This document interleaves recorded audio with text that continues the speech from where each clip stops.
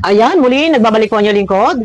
Mega love shoutout, isang magandang araw po sa ating lahat. At sa pagkakataong ito ay patutunghayan po natin ang isang makapagbagbag damdamin na pahayag ni Miss J. So, itago na lang natin ang kanyang pangalan para sa kanyang seguridad. So, ngayon, nagbigay o naglabas o labas ng pahayag statement si Miss J patungkol sa mga isyong itong kinasasadlakan ni Boss D. So dito guys, maiwasan po sana ang pangbabas, alang-alang na lang dahil nagdadalang tao si Miss J. Pero ito guys ay 5 bond paper po at ito 4 o 5 4 na bond paper. Pero akin munang babasahin itong pinaka-importante po na mensahe. Ito guys, no, at medyo makapagbagbag damdamin ng kanyang mensahe. Pero ganun pa man, ay iwasan po natin ang pambabas at ang inyong lingkod po ay gagamit ng reading glass dahil medyo kulabo na ang ating mata. Nagkakainda na tayo. Pero ito na, iwasan ang pambabas at wala tayong papangalanan dito para sa kanyang seguridad. No. Ito na guys, no, yan, ang inyong lingkod. Ako ang inyong Tia Deli. Yeah. Nagdesisyon ako sa paraang walang makakaalam na iba dahil sa ginusto ko mas protektahan ang magiging baby namin sa mundong ginagalawan niya dahil hindi maiiwasan sa mundo niya magkaroon ng sari-saring toxic na mapanghusga. Huwag po tayo magsisihan dito kesyo tinago o anuman, nakapokus kami lalo na ako sa pagprotekta sa magiging anak namin. Ngunit binigay at pinagkatiwala na namin ito kay God kung ano ang mangyayari balang araw. Si God na ang gumawa ng lahat ng dapat na mangyari ang maramdaman na magkaroon ng freedom at pagmamahal ang bawat isa sa atin. Ang blessings na baby na dinadala ko ay hindi ito aksidente. Ito ay pinag-pray namin kay God na ibigay ito sa amin. Okay. Oo, totoo at tama po kayo. May anak po ako at kahit kailan hindi ko kinakahiya at itinatago ang anak ko. Proud ako sa anak ko at hindi pagkakamali yon. Lalo na hindi ko bababa sa sarili ko yon dahil kahit single mom ako, may mararating ako sa buhay ko na pinagsusumikapan ko on my own, and I have earned respect from the people around me and who loves me. Wala ako dapat i-explain tungkol sa anak ko dahil masaya at blessings ang anak ko at siya ang nagbibigay ng lakas ng loob ko para sa araw-araw na pagsusumikap ko dahil sa anak ko nakamit ko ang lahat ng achievement at goal ko sa buhay. Proud ako sa mga naging single mom na itinaguyod at binigyan ng magandang buhay ang ating anak. You have no right to judge and criticize a single mom like me. Ako binabas nyo. Nagpapasalamat ako kay God na buti na lang sa mga pinagdadaanan ko noon ay pinagtibay na ako ng panahon. Paano yung dalawang tao na may sari-saring nakakatanggap ng pangbabas nyo? Nararamdaman nyo ba puso nila o damdamin nila? Ilagay din natin minsan ang posisyon natin sa kanila. Kung kayo nasasaktan, sila rin nasasaktan. Lalo na sila ang involved sa situation. Siyempre, masakit dahil sa mga sari-saring panghusga nyo dahil sa wala kaliwanagan na statement. Tao lang tayo nagkakamali o nagkukulang. Kaya tayo binibigyan ng pagsubok para matuto at alisin tayo sa pagkakamali o kahinaan natin para patatagin at pagtibayin tayo ni God. I'm not speaking to get your sympathy or to give sympathy to someone else. Tulungan nyo sila sa pamamaraan na bigyan nyo ng mabuting salita at pagmamahal dahil lahat kailanman hindi matutulungan ng pera ang pagiging mabuti natin sa kapwa. Hindi ko pinipilit gustuhin nyo ako.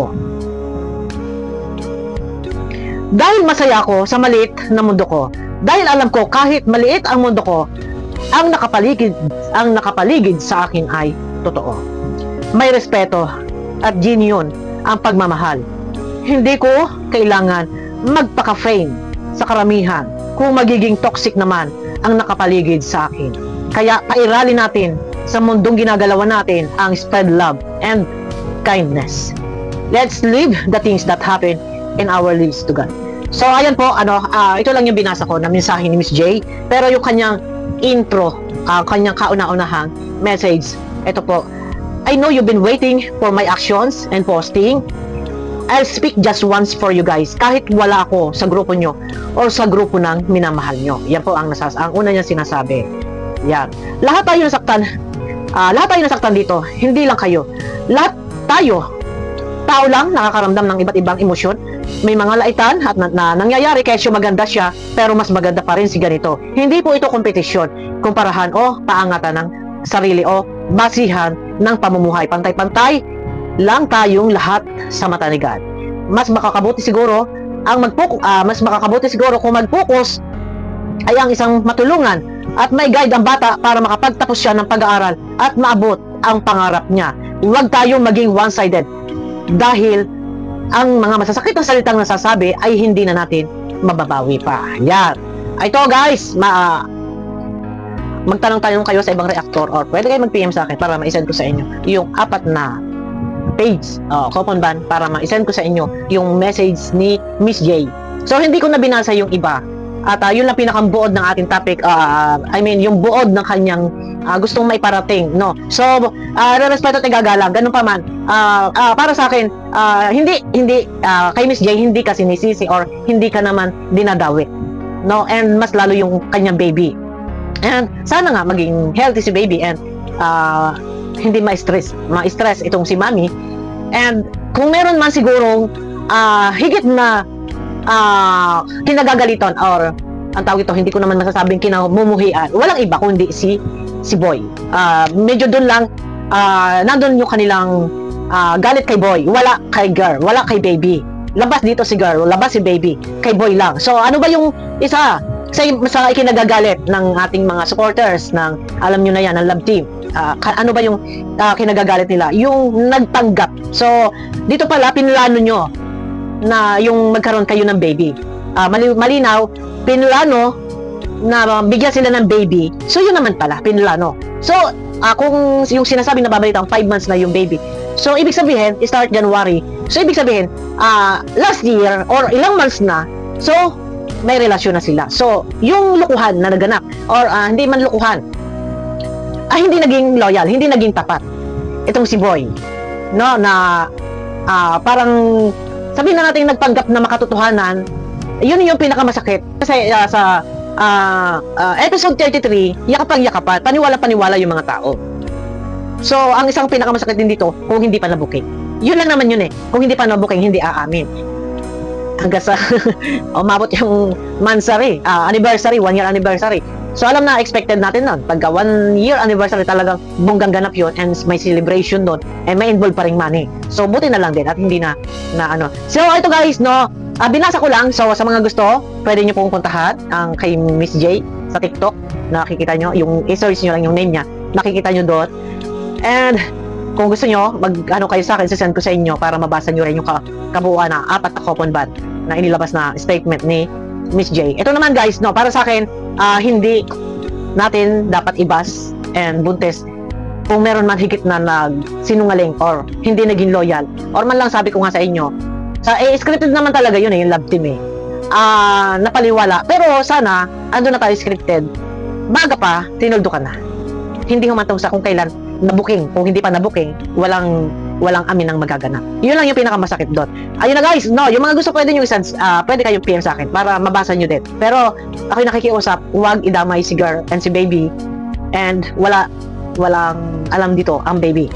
Ipag-pray natin na sana healthy and yun ay pahayag lang po. Pero 4 nga po yan, hindi ko na lang binasa po yung iba.